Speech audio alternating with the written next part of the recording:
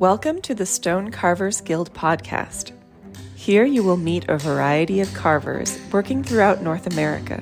Drawing on our collective experience, we seek to share knowledge about this ancient art and to do our part to ensure that stone carving will play an important role in built environments for generations to come. So whether you are an experienced carver, new to the craft, or just curious, put on your safety goggles, open up your mind, and welcome to the workshop. So this interview is fantastic. I'm really excited to get to it. Joel, tell us more about when you got there. Okay, so I went to visit Dale in person, the subject of today's podcast, and he lives back this winding road, and you go, okay, which house is his, and then you see the stone carving mailbox post, and you go, I bet it's that one. And so you go in that driveway, and there's beautiful sculptures all around, the sculpture garden, and then you just kind of continue going, and he lives in this rock star lifestyle trailer out back. It's pretty cool. Dale's a unique guy. He's got a unique perspective on a lot of things, and he also, from what I understand, really believes in sort of living his own way, his own life, and his own style. And I think that comes through in this conversation. So For sure. Can you describe visually the you took pictures, right?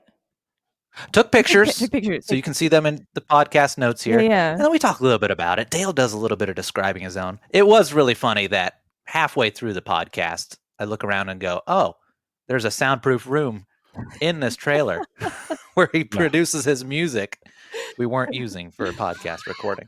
So, but the sound was good. It sounded good. Everything was very cool. Good.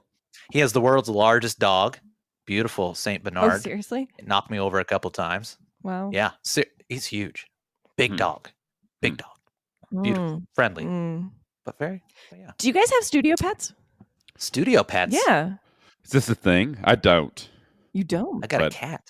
You have a cat? That cat? lives in the studio? Waffles is its name. Waffles. Bethany, I was in D.C. a couple weeks ago. Yes. And there was not very many cats, but there was a lot of rats. Yeah, there were a lot of rats. Awesome, big rats. We need some more cats. Okay. Cats. There's also a lot of carving in DC. Joel, did you enjoy the architecture here? So beautiful. Yes, it was just everything's on a different scale there. Yeah. In DC, so you think, oh, I'm just gonna walk. Oh, the Washington Monument, that's not very far away. Let me just walk, and then it's 2 miles away, and you're going, it's still not anywhere close because it's so huge compared to the normal things that you're used to seeing in the distance, right? So, well, that's true. But then you get up to it, beautiful. The Lincoln Memorial. From a letter cutting standpoint, the unique lettering that is in the different monuments around. Oh, yeah. There's a lot of nice unique. lettering. Very, very nice. Yeah. And I think for the most part that they still, on the monuments, they still have real letter cutters do it, right? They don't just sandblast it. That's correct. Yeah, that's project cool. by project. And a lot of those, each monument kind of has its own letter style created specifically for that project. So, oh, really? If you look, for instance, the Eisenhower Monument, it has sort of a special letter set versus that, of course, of the Lincoln Memorial or otherwise. So it's fun to go and compare the little differences there. Yeah. Huh. That's a rabbit hole that you can really. Yes, it is. That is its own. It's an entire industry in itself, right? The letter cutting. Yeah. Well, letter just creation. And there's a community out there that would just, if you wanted to access that community, like they are all over it, like the length of a serif and the all of the details of fonts and typesets and a letter cutting. Yeah, there's entire like theory based on that, and a lot of them in DC area. Right? Really? Oh yeah, well, yeah, everywhere in the world, they're all over. Huh. Maybe we should get analyzing how the Romans did it and why their style has sort of permeated the ages through the Trajan letter. When I was about, I don't remember how long ago, but I carved there was a entry to the University of Texas that was designed 80 years ago, but they never got around to carving it. And so they had me carve it, but they had just changed their font, and I'm misusing that word because there's a difference between type and font, but they had changed the type to this new font that had never been carved before. Wow. And so it was developed specifically for UT. And that community came out of the woodwork and was like peppering me with questions. And like I did an interview with some group in up in New York. And it's just really, it was pretty cool. Like I met the people that had designed the font. They were from Switzerland. Wow. And it was just, yeah, very serious about the length of serif. Yeah, there's like, and it does matter. There's a lot of legibility issues that surround it. You know, it's there are like typeface symposiums. New York's East Coast is a huge area for that. Yeah. But yeah, Joel once again takes us down a letter cutting rabbit hole. No, but it's kind of cool. I think just in any area of stone carving, if you pick an area, you can go down as deep of a rabbit hole as you want, I think. Yep. Yeah. Very true. Yeah. Well, shall we get to the interview? Yeah. Yep. Shall we introduce ourselves? So I'm Bethany Lee. I'm Joel Penorwood. I'm Matt Johnson. And this is Dale Johnson coming up. No relation. No relation. Hey, Joel, can you describe your surroundings for me and for our listener, just to like give us a idea of what it looks like? It's a very artistic space. I love it. There's I don't know how to describe everything. There's some oil pastels over here. I'm looking out to a beautiful cornfield. It is Ohio, right? And so there's a cornfield. There's a very friendly St. Bernard right outside. And we had to move him out there because he wanted to be a part of the podcast too. So, but other than that, I mean, it's a creative space. I love it. I'm feeling the energy. What's this sculpture garden? Ooh. So what does it look like outside? Sculptures all over. I was actually about to ask, what's the ring of large rocks right out here? Oh, well, the view outside my front door when I open it from where I'm sitting happens to look out, because it was not planned, happens to look out on this 30-foot diameter ring of granite end cuts that I was given 30 years ago. And when I moved out here, when we bought the place, it was like, what am I going to do with them? So that happened to be during the 2 weeks of summer that I could get out there. So I took my forklift out and a torch and a drill and a generator, and I bolted them all together into this big ring made out of end cuts of granite. So they're about 4 foot by 6 foot each and about 6 inches thick. And the rough side is outside, and the inside I filled up with dirt when I scooped out to make the foundation of my stockade, and it became a pet cemetery. We had I've been here since 2004, 20 years. So any pets that died got buried out there, and there's been zero tending to it. So imagine making a pile of dirt 4 foot high, 30 foot across, and having it be nature's garden and letting it go. And that's the raised granite ring that you refer to. Okay. Well, I was saying, you don't just find rocks like that around and cut. I could tell you, it's beautiful. Coming back here, the house is beautiful. I notice a stone-faced, even in the trailer here, there's a stone-faced little, stove area. Well, fireplace area, not stove, but it's beautiful. It's beautiful out here. It's also a very nice morning.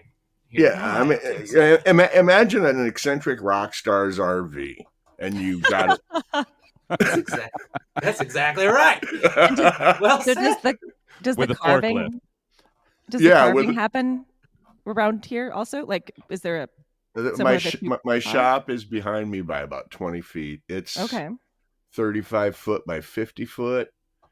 I heat it with a wood burning stove. I have a double barrel stove, and I'm just more interested in painting and playing music these days. And I haven't really been interested in heating the space enough where I could actually do the carving. But I'm looking forward to it. I've got a couple of projects that I've been kind of postponing. for that reason. And the weather, when she comes around, will allow me to go out and do things according to plan. But until then, I'm not worried about it. Was that a copper horseshoe out there that I saw as well? Bronze. Okay. And no, it's an ohm. Oh, okay. It's an ohm upside down. An upside down ohm. Okay. So, yeah, it's actually you are ohm. Oh, that's nice. So, you are ohm. Welcome ohm. Okay. Yeah. I just got that. Finally, somebody gets it. Joel, gosh. you're on it. Oh, Yeah. It's the first sculpture you see when you come in. And I can't believe nobody's got it in 20 years. Yes. Oh, it's hilarious. We're off to a good start here. Oh, there's a guitar in the corner, too. Oh, yeah. And there's an easel with 2 paintings on it. I happen to be working on 2 at once right now. And there are 3 directional studio lamps. I like my light. And the wall is entirely windows. So it's about a 12-foot long window, basically. I'm just now looking back kind of further in here. I see there's a soundproof room in here Yeah, that we're not using. Oh, I forgot. We could move over there. I insulated all the walls where I put the piano with acoustic foam. I was like, wait a minute. I forgot to tell you. Well, I guess you didn't snoop, man. You should have snooped. I know. I should have snooped a little more. Sorry. No. So there you go. That's what it's like here in Dale Johnson world. Yeah. Yeah. It's fun. So Matthew and I were talking before you hopped on, Dale and Joel, about I asked Matthew, well, do you know Dale? And Matthew said Dale was one of the original people. And he told me a little bit about early conversations that you guys had about the purpose of the guild. And because I had noticed, Dale, on your website that you have the old world stone carving and then you have pictures of your art. And I said, oh, is he some sort of conceptual artist? And that's unusual. It doesn't seem like there's that many carvers in the guild who are also artists in that way. And Matthew said, oh, no, there are.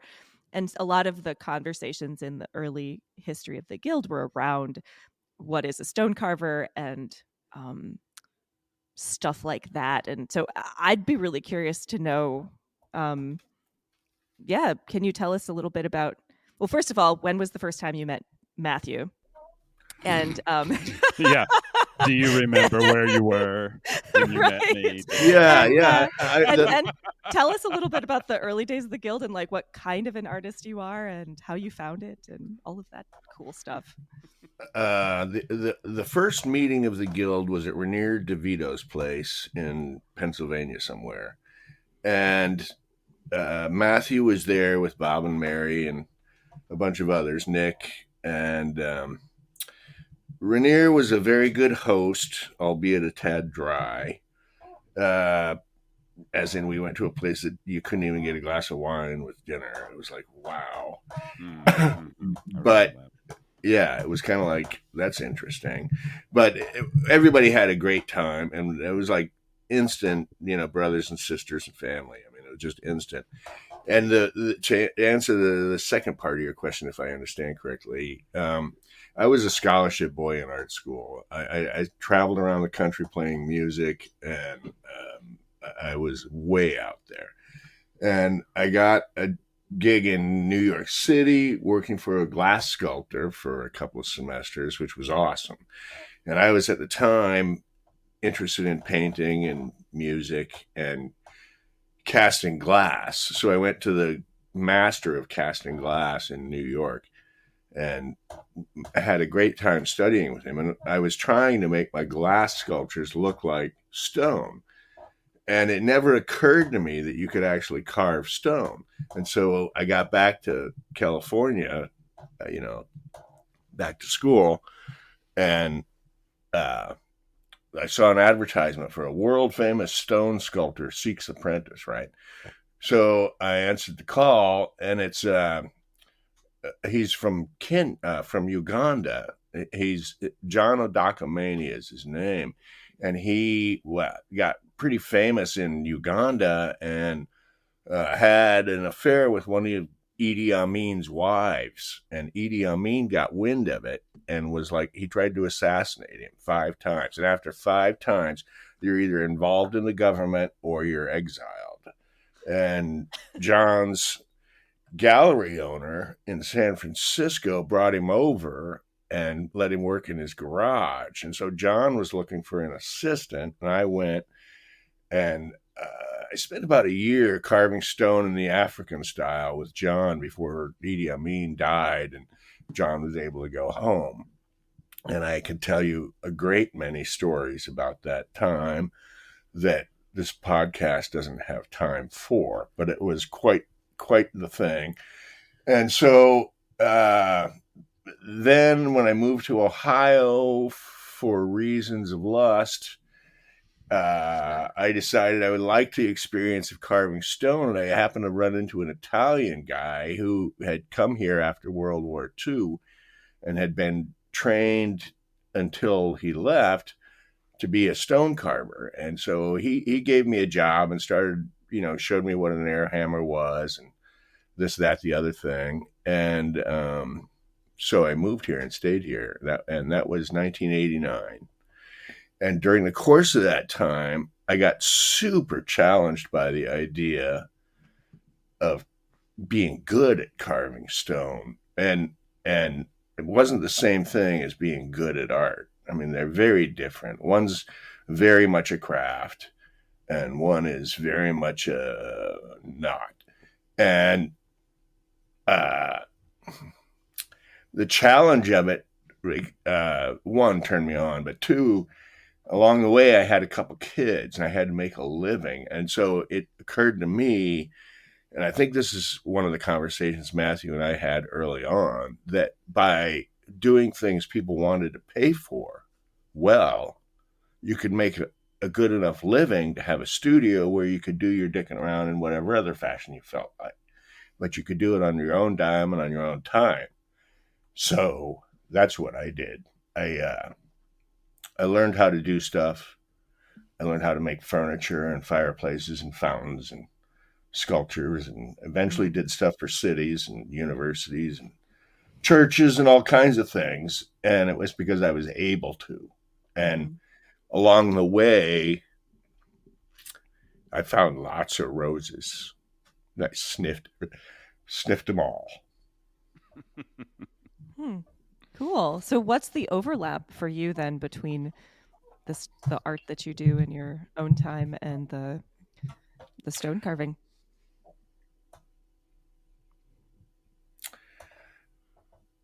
They're twins. They're not conjoined. They're not identical. They're just twins. The creative, self-motivated, not prescribed work that I do is enabled by the very prescribed and very controlled work that I do. And I don't see them as being separate. I don't think I'd have the patience to endure the difficulty of being a self-employed stone carver for 30 years. If it weren't for the sanity producing aspect of insanity, if that makes any sense. So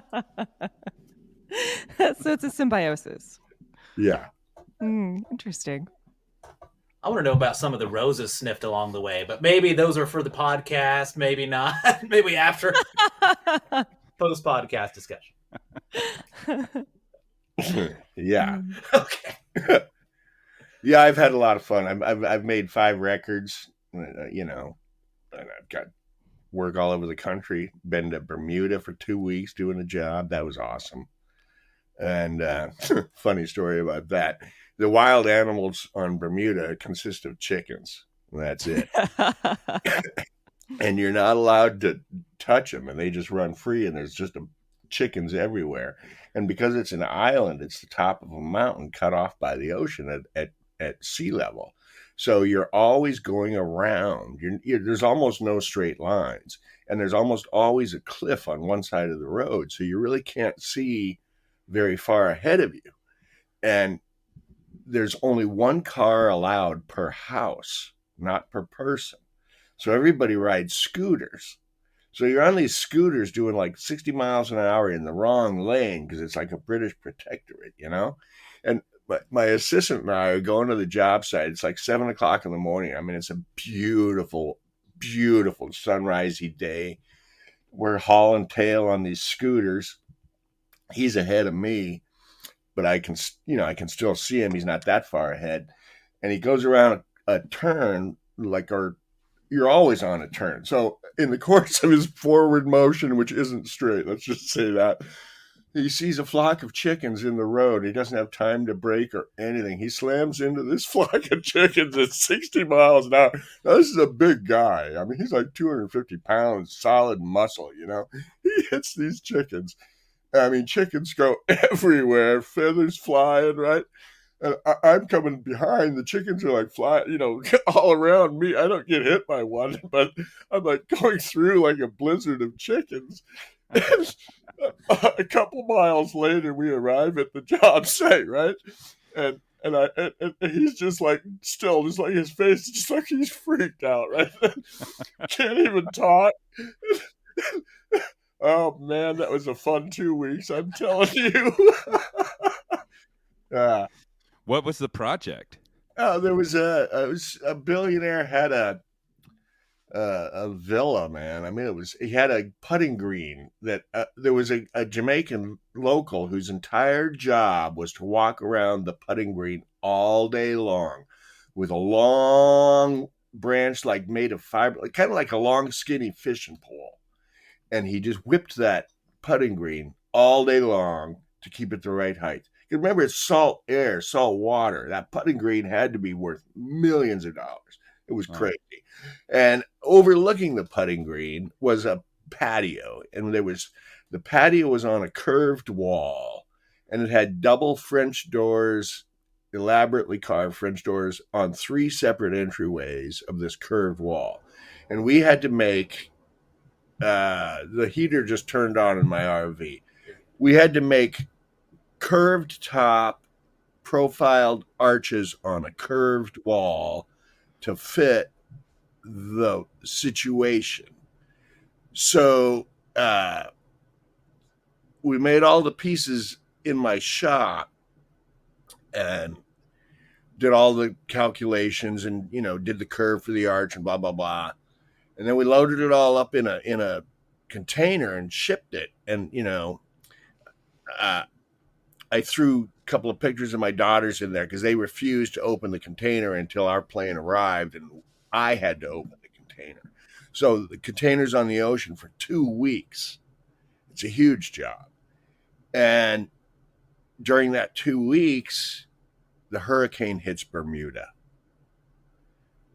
So like 3 days before my ship arrives, literally, the island is essentially leveled. And yeah, I mean, there was boats in trees, no kidding. I mean, big boats. It was crazy. Chickens everywhere. Chickens, yeah, chickens everywhere. And so we opened the container, and Jack, the guy I went down there with, and myself, we had done everything we could to brace that container, man. We had those stones in there. I mean, ready to go through a hurricane, and it survived. Not a stone got scratched. So that was good. I forget where was I headed from that. That was one of the projects that stood out. Just the project. Oh yeah, that was one of the projects, and that's what we did in Bermuda. We made. So were y'all joining them together? Like, were you like, or were they already? What was the part? Picture ramp and twist. Yeah. Kind of a curved wall with arch-topped arches and right. Entryways, and fancy French doors opening onto a putting green overlooking the ocean and the cliffs of Bermuda. Like, hell yeah.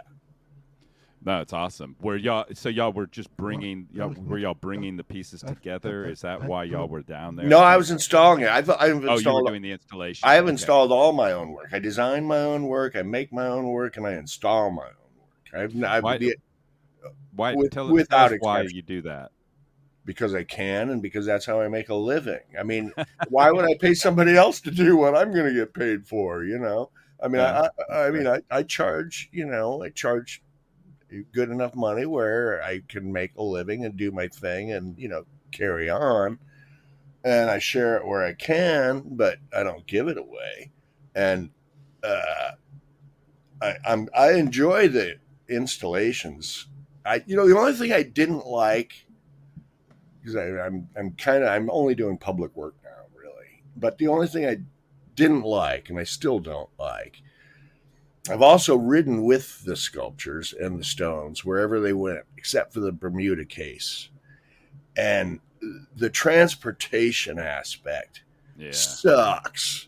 Yeah, You get these fools that have no idea they're going to break right in front of you, and did you strap everything down right? What happens if a strap breaks? What happens if you get a flat tire and bang, a million things could go wrong. It's so stressful. And if it's a multi-state project where, you got to go from Ohio to Arizona or whatever, I mean, hauling this thing that you've spent a year on, I mean, geez, every aspect of that sucks.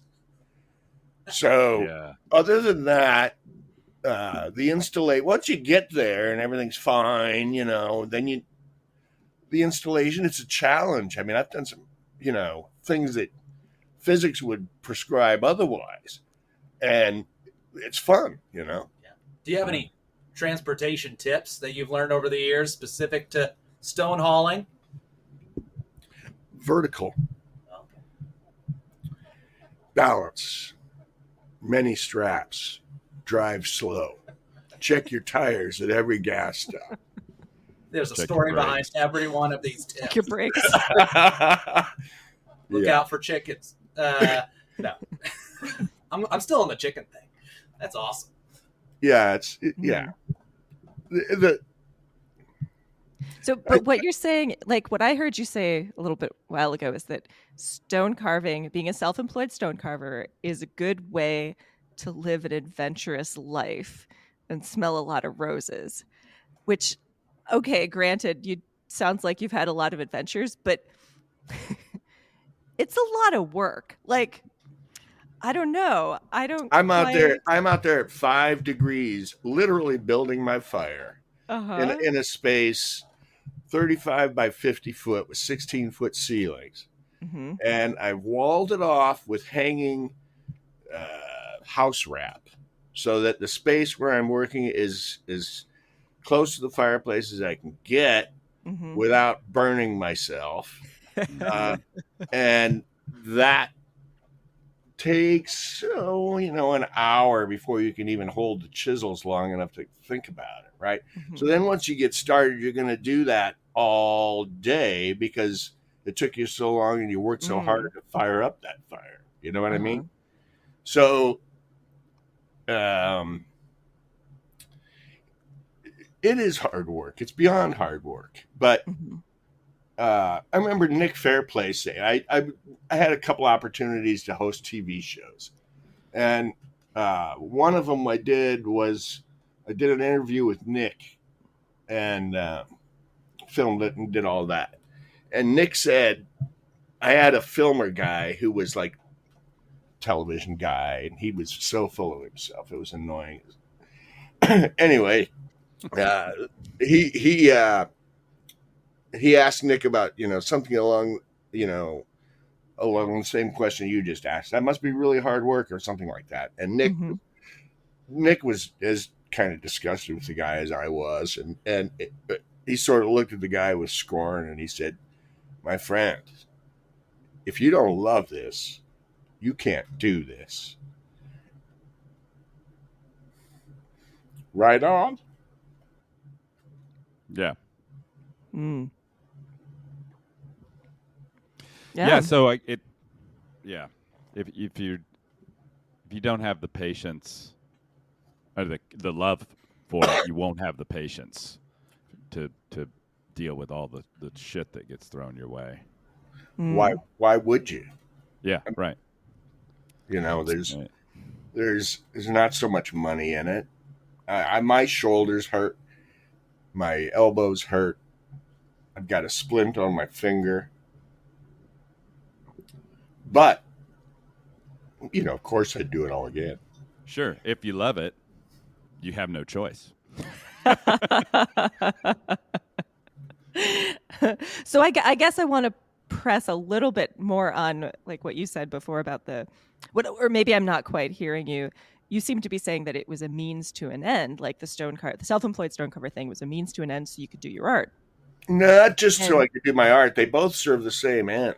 They're just Okay. they're different means. I don't think you're understanding where I'm coming from there. Yeah. Okay. So like what? So yeah. Serving the same end. The end is to create the reality and my reality in every way, and I use both art making. Well, I don't know the word for all three. I use art making of all forms, performative, physical, and tangential, as a means of creating my own reality according to my own dictates. And I use that effort to access and provide access to the deep holiness that is art making for others. It's a service that I do. I serve art, and I use both hands, and I punch as hard as I can. And the idea is that art needs served and exposed. And that's what I do. And it's what artists have always done. Few of them know at the time they're doing it that that's what they're doing. And usually their ignorance serves them well. I choose not to be ignorant about it. And how's that worked out for you? Well, I'm living in an RV in a cornfield. Well, it's a good-looking cornfield.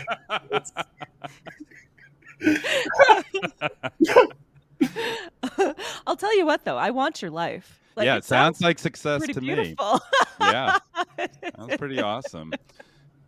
Yeah, it's been really good, and I've worked hard. I mean, I've sustained physical damage. You know, I mean, all of us that have done this for a long time have, and that's part of when the guild gets together. That is so beneficial to me is the commonality of dedication to cause. That one of our members, now deceased, name shall not be mentioned right now, was all about standards this, standards that. And it was like, yeah, I mean, you're not going to sustain a career if your work sucks. So, I mean, what's the point? But everybody's got a different way of being their best. And there's usually clientele out there for all of those different ways of being, if you're serious and sincere and dedicated to that way of being. I think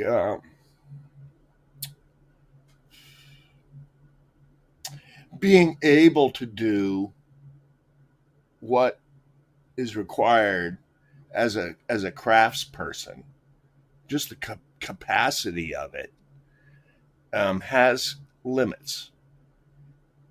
And I think the challenge of finding those limits and scratching them until, you wake them up. That's the passion of stone carving as a discipline, which is very different than inventing, which is music making or art making. That's inventing. To me, they're, flip sides of the same coin, but I don't know why I insist on being good at both sides. I just do. I don't So think. what kind of limits? And like, what can you give us a specific example in stone carving? Yeah. Acanthus leaves. Okay. Okay. I had an assistant that my first assistant, the guy was just freaking genius, man. He could nail an acanthus leaf to the side of the wall with a bow and arrow from 50 paces. The guy was brilliant. His anatomical correctness with form for life sculpture, animal sculpture, incredible. The guy, his eye and his hand coordination was instant. But if you put him in a space where he had to invent something, he was lost. So I would do the inventing and then say, make it like this. And then he would. And it was amazing. So my limits with anatomical correctness don't even approach his. Not even close. I can hold my own, but I have to make a model and I have to revise it, and I'm working clay, and it's not just, now give me a piano, I'm going to get it right the first time. You know what I mean? It's different. My limits with as a recreator of visual form. Okay, let's say that. There's always, I have to work against a tendency to I have a sense of humor, and sometimes that doesn't belong. And generally, my work has a wry character that I don't want you to know what it's thinking, but it's thinking something. And sometimes me putting my own thinking somethings in detracts from the capacity of the sculpture to speak to others, if you know what I mean. But that's self-criticism, I guess. In the world of the Stone Carvers Guild, where there's folks from the architectural side and the sculptural side, and they kind of all meet, where have you found the value in becoming involved there and sort of getting in touch with other folks like Matthew, who we've still not seen on here? I love that's one of the things I like the best about stone carving is the cooperative process where you're working, with others. And like I said, I've had the good fortune to do public work, so I've worked, with city councils or blah blah blah, that kind of thing, and in the planning stages of parks and those kinds of things. And it's absolutely great. I mean, the conversations you get into with very capable, intelligent people in a variety of fields where you're all really trying to do something together that's strong and powerful that you couldn't do apart. You work with a yacht designer, right? They're going to bring something to the table, and you work with an architect, they're going to bring something to the table, a city planner, everybody. And that's it's a thrill, it's a thrill every time. And that's having understood my role as the carver / sculptor guy, that's my role. I'm gonna step up to the plate every time, as much as I can, and everybody else is doing the same thing in their role. So it's a thrill. You said you mostly are doing public work stuff now. Yeah. When did that sort of start happening as your... the last 6 or 7 years. Okay. When I say public, sometimes it's public, sometimes it's just that scale. Big. Like in August is going to be a dedication that I haven't even seen, and I haven't seen photographs of the largest figurative robotically carved marble sculpture in history, for which I made the master out of clay. Oh my goodness. The Italians came with their 3D scanners and they scanned it, and they blew it up 517%, and it's 30 feet tall on a 5 foot tall base. There was 300,000 pounds of contiguous marble quarried custom for the project, not including the base. The base is a Corinthian marble capital, 18 foot on a side, not capital, footer, plinths, 18 foot on a side, milled marble. And then on top of that is the sculpture, which is called Kindness. And it's the commissioning, it's the commissioner's mother as a Grecian goddess with flowing robes and the whole 9 yards, walking through a field of flowers, carrying a bouquet of flowers and offering the viewer a flower. It's on an island in a pond so that you see it reflected in the water from wherever you are. And it's 11 pieces of marble, all milled and hand finished in Italy. And they have a computer milled hole through them. So they all stack up on a 24-inch diameter stainless steel pipe. And so that each of the pieces is suspended through the island into the bottom of the pond. And that's it. And it's not public yet, but the client is leaving his property to the county as a symphony/arts center for Northeast Ohio. So it will be public, but I'm not even allowed to advertise it. I haven't even told any of the guild. This is the first anybody's going to hear about it. Is it okay that we include this? Yes, you can include this. I can't show you a picture. Sure. So when you said it was a contiguous piece of marble that was quarried, no. All the marble was adjacent to itself. When it was sliced, it's still like the veining is continuous. Is that right?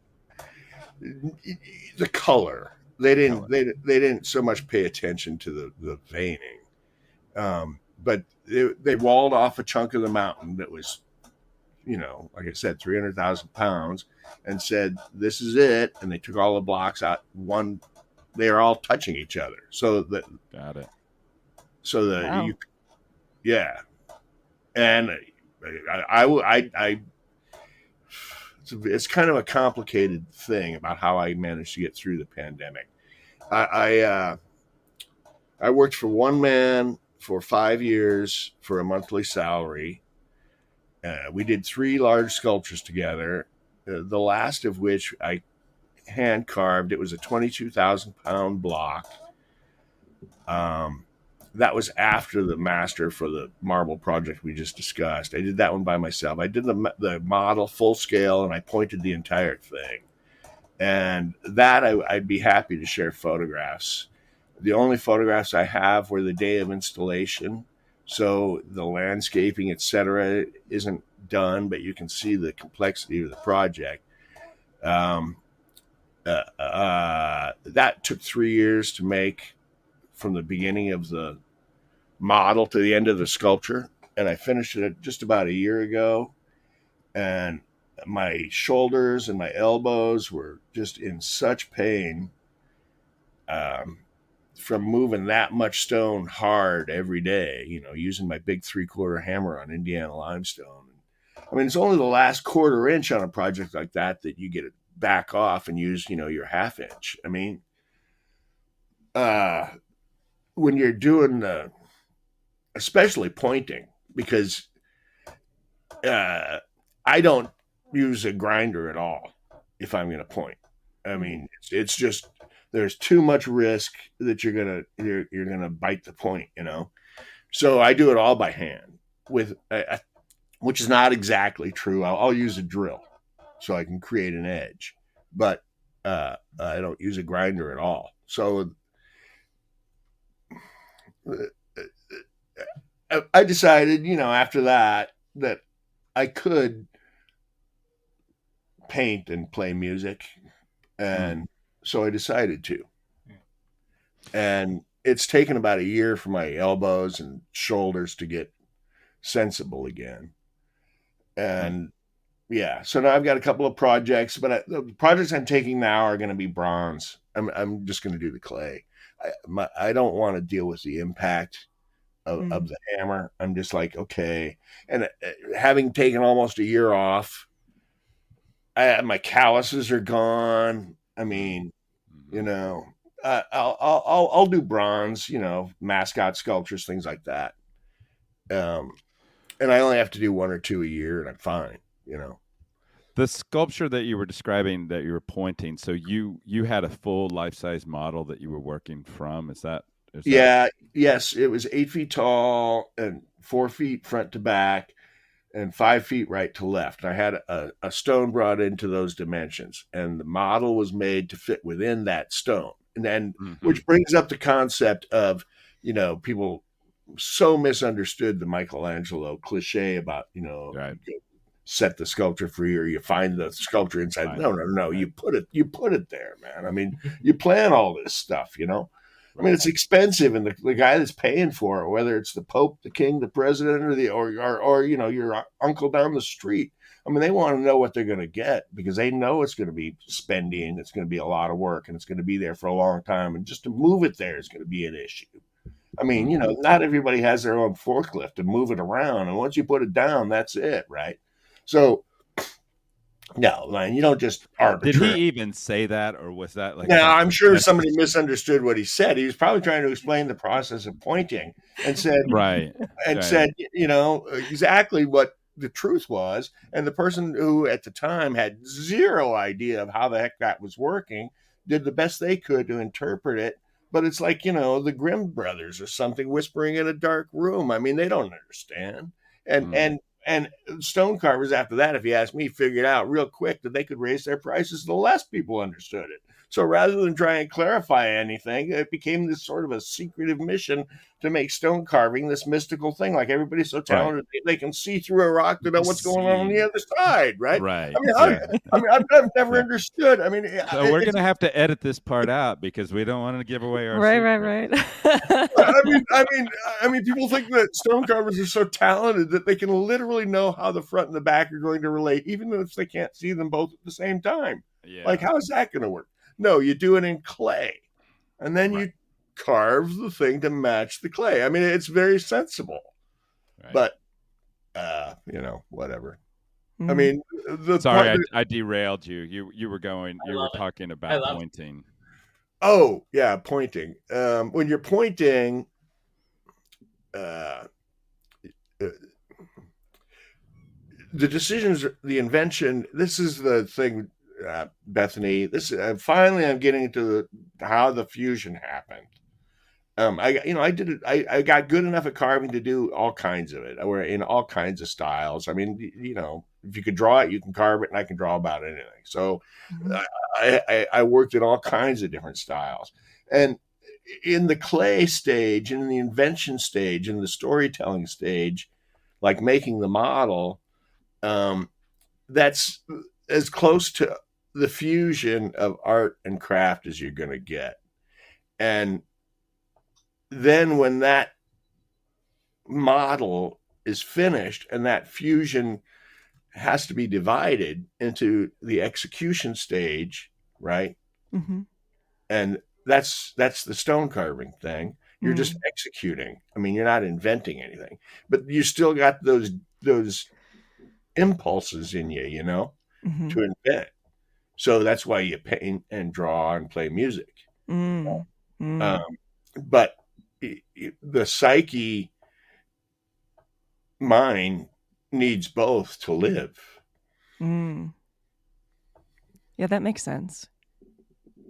Yeah. That makes sense. I mean, during the execution stage, you know, you can't go without.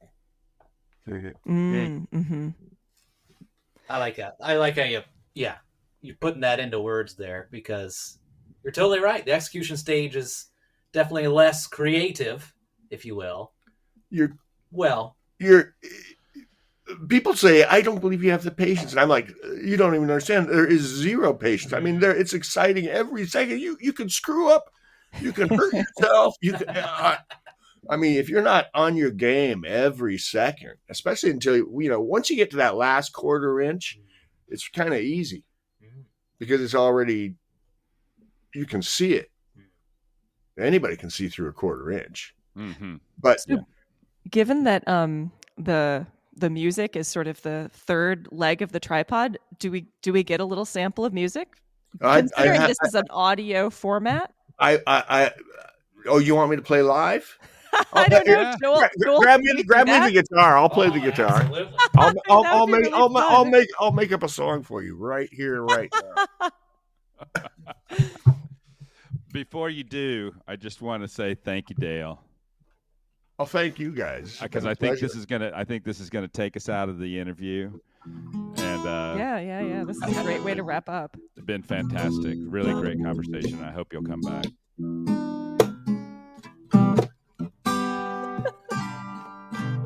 I've got a friend named Matthew. I've got a friend named Bethany, and I've got a friend named Joel too. Don't you know we're all three together? And we're all three together having fun. We're all three together having fun. And in the end, you can see back and look at what you've done. And I hope that you had some fun. That's the best ending we've gotten so far. Thank you so much. Dale, thank you so much. Thank you, guys. You've been listening to the Stonecarvers Guild podcast. We hope you've enjoyed this conversation, and we hope that you will find us online at stonecarversguild.org. There you can find photos showing some of the things that we discussed today, additional information about our guest, and if you're so inclined, ways to get more involved with the Guild and our ongoing activities. And of course, if you've enjoyed this podcast, we hope that you will subscribe and rate us on the podcaster of your choice. 5 stars, please. We'll be back in a month with a new episode, so until then, keep your hammer up and your chisel sharp.